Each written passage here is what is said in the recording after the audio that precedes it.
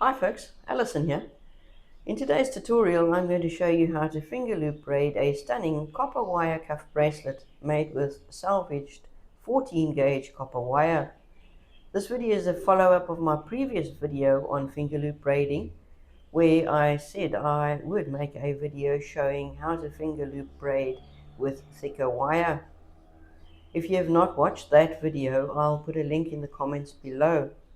I'm going to be as brief as possible as many of the points were covered in the previous video. I think you're going to love how adaptable this braid is. I'm going to show you 4 different variations at the end of this video so you can have a choice and you can see just how far you can take this braid. Enjoy! So let's prepare our loops. I've got 5 lengths of 75 centimeters of annealed salvaged copper wire here. It is 14 gauge. All we're going to do is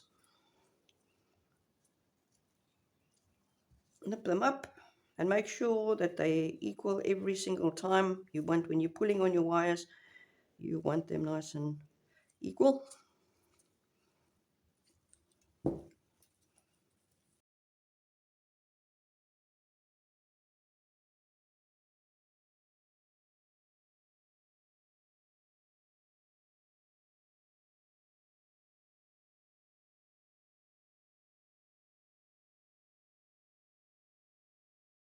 Here we go, 5. Let's move over to our hook.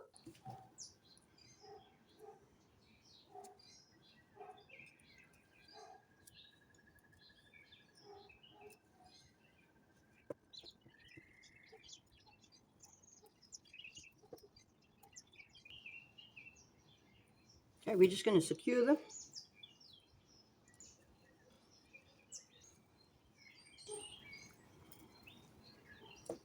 You need 3 on that side, 2 on that side. Make sure your wires are nice and straight.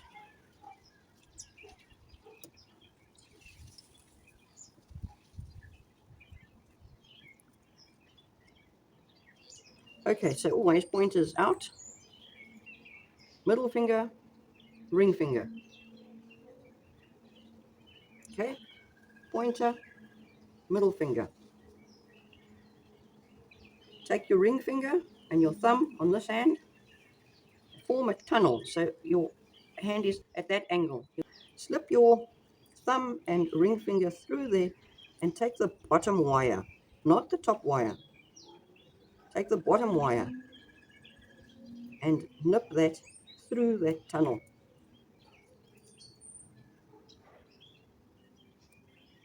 Okay. Change your fingers around, pointer, middle finger, and prepare your ring finger and thumb for the next pass. You're going to go through this tunnel again with your ring finger and your thumb, and you're going to catch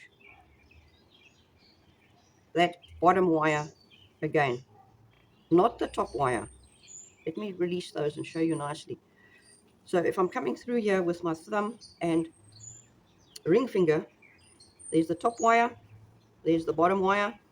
You're putting it through and you're catching that bottom wire like that and bringing it through.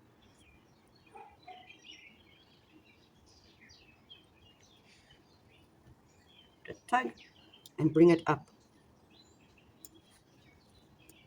You'll see this is actually 2 braids that are connected to each other by that simple twist of that bottom wire.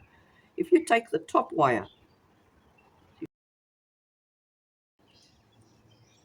when you pull it through, it doesn't twist and connect the 2 braids. So it'll form 2 separate braids. So you've got to make sure, take that bottom wire and hook it into your ring finger like that. Give it tension, make sure your wires are all nice and straight, and up you go.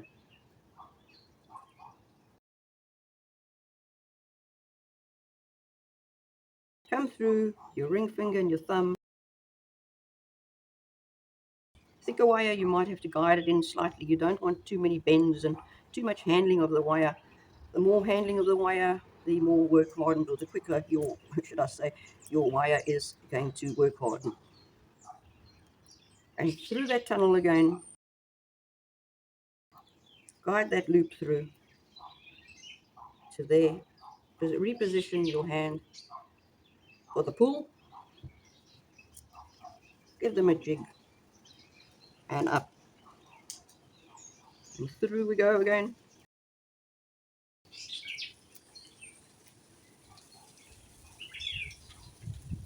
Reposition, get your ring finger free for the next pass. Up you go.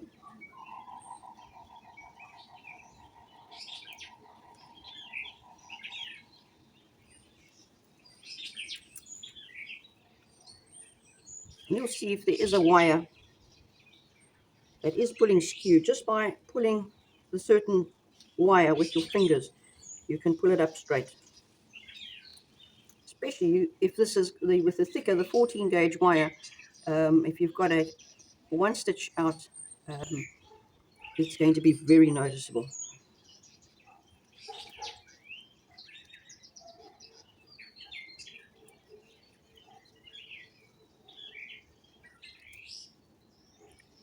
And very soon you'll see our pattern is starting to jump out there. Have a look at that, starting to jump out. In the initial stages, don't worry too much about that. Just tension it every time and see that it's pulling nice and straight.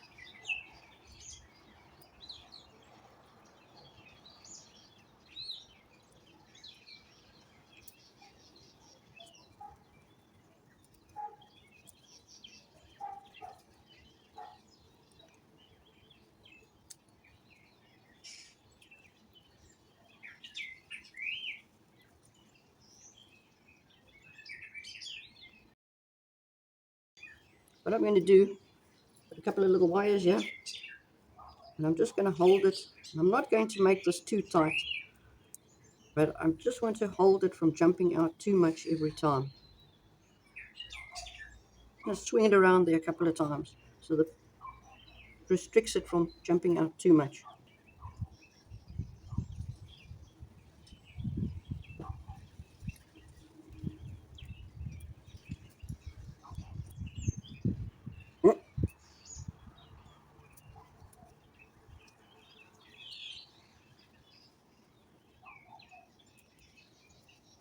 It's doing the trick.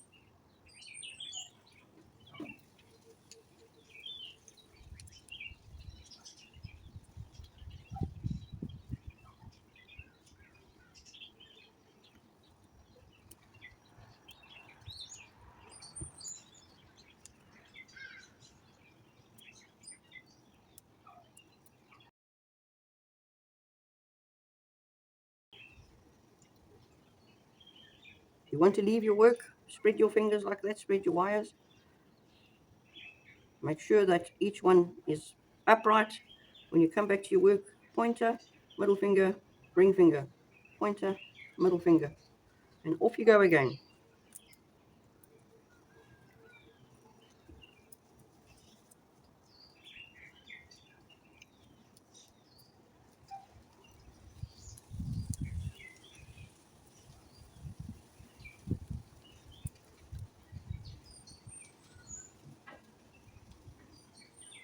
I'm going to try and go as far as I can without annealing.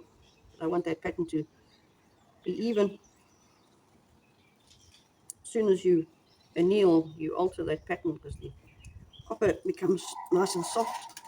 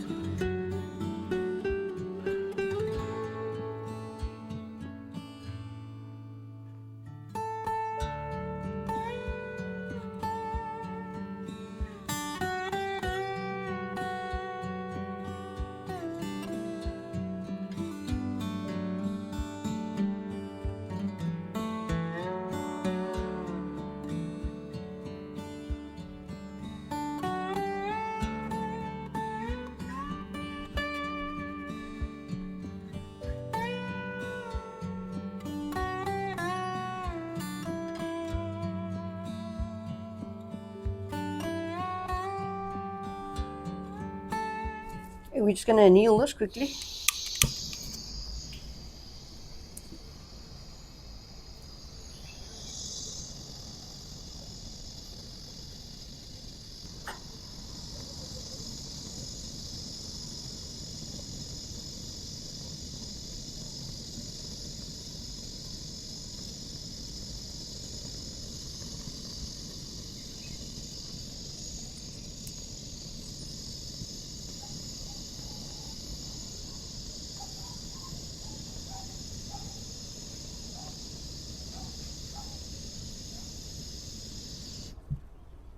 Right, just let that cool down.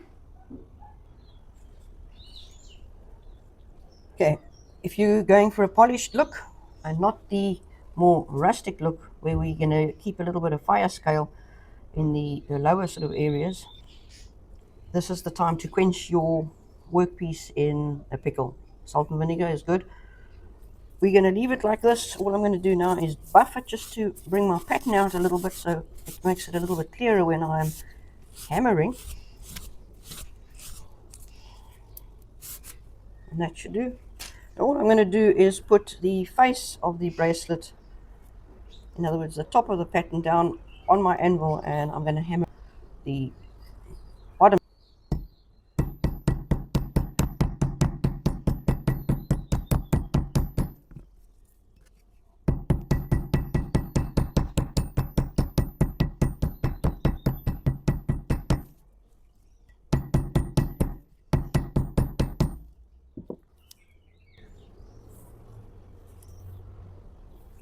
And I'll gently go over here with my chasing hammer.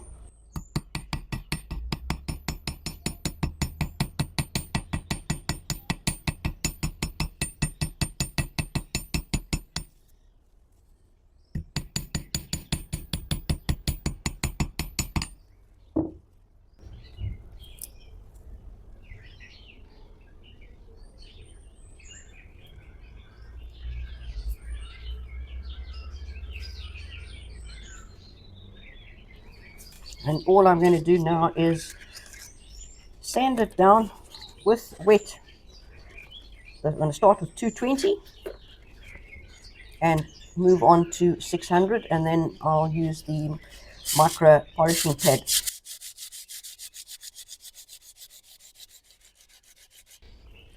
See, the sides give that double layered effect, which is lovely, and the back is even quite pretty, especially if you get your tension even. If you find your fire scale is a little bit too dark, you can get a soft brass brush before you do your sanding and polishing. Get that brass brush and just brush it over in the patterned area. But this has come out quite alright. So we're going to plate the ends. So I nipped it off to size. I've just used capillary tubing, and I've cut it through and got the right. Okay, I've still got to get the right size on this one. I've gone ahead and I did one here. I've still got to finish it off. And we'll do this one now. Or you could use this as a very small field coil. It was a bit narrow for my liking. I wanted it a little bit wider. So I went with the capillary tube. You just see. So snip that off.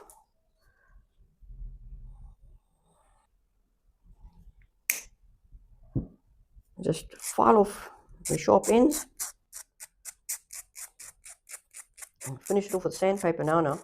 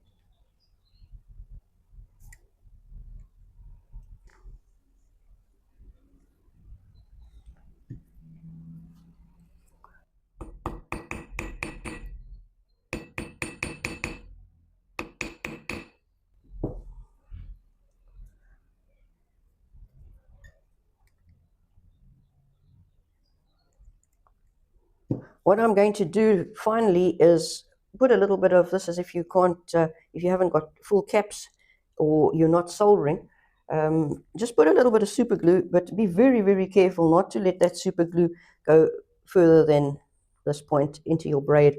So you just want to dip some in there.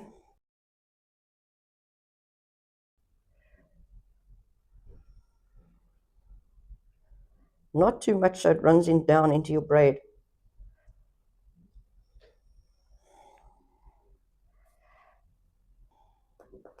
And just put that in there, a little bit of baking soda, and let it dry, file it off, and you're going to be able to close those gaps. Okay, I haven't finished this off with sandpaper and the polishing pad, but there you can see it closes up those gaps quite nicely. Right, we'll just let that dry and file it off.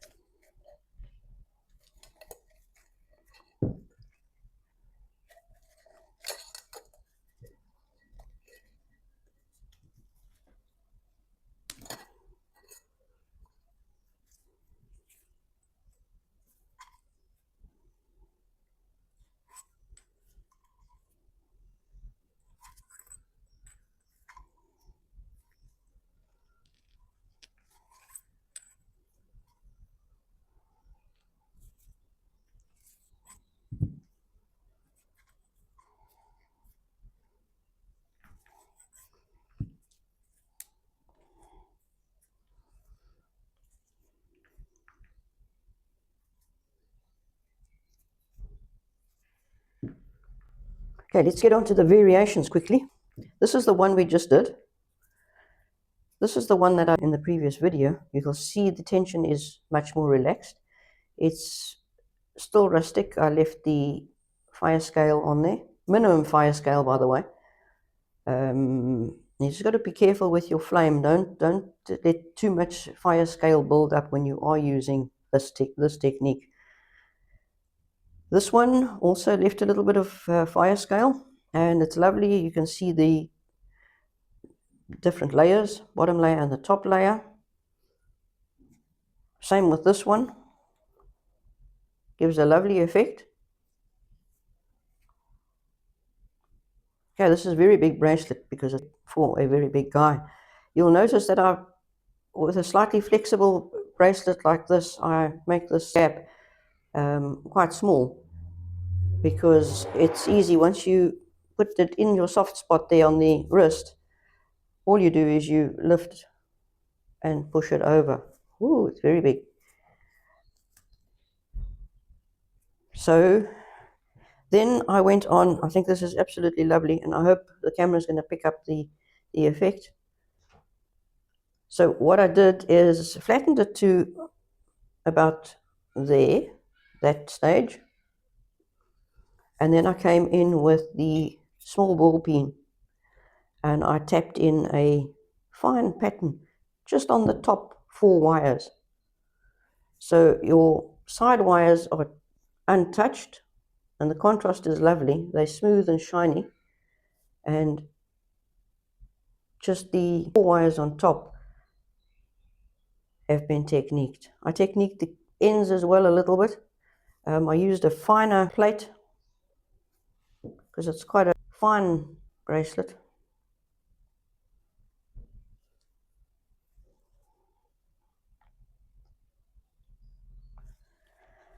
And then I flattened one completely and I heat patinaed it. I then just buffed off the raised areas and you'll see the heat patina shining through. I hope the camera will pick it up.